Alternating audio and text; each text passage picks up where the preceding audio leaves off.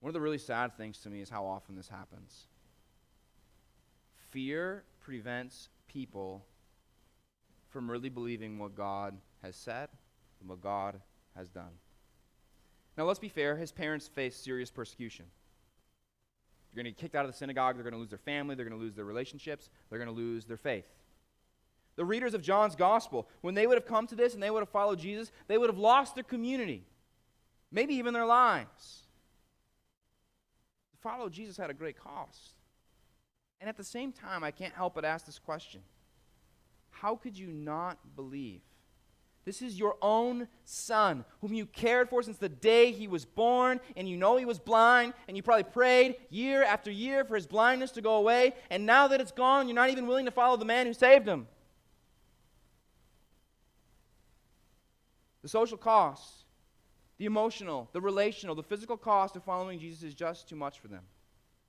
And in this story, you got two groups of people who, despite the evidence, can't follow the evidence to where it takes them because they don't want to go there. For example, you got the Pharisees. The Pharisees can't be honest with the text because they love their theology. They already got this grid of how life is going to work, and they already know they're right. They already know they're right about how life works. And so this can't be true. Anything that doesn't correspond with what I already believe can't be true. On the other hand, you have the parents. They know something amazing happened, but they're not willing to pay the cost. And so let me ask you, do either of these two groups describe you this morning? Some of you might be like the Pharisees. You've already got this belief system, okay? Here's what I think about life. Here's how life works. And if Jesus doesn't conform to your belief system, you're not willing to follow him where he might take you. You know, I don't believe in hell. I don't like that. I don't believe in sin. I refuse to believe that God can tell me what to do with my money. I refuse to believe that God can tell me what to do with my sex life. I refuse to change my scientific beliefs or my political beliefs or my philosophical beliefs, even if Jesus wants me to. And you're so committed to your ideologies that even if a person who was blind received their sight, you wouldn't change your mind. Your mind's already made up.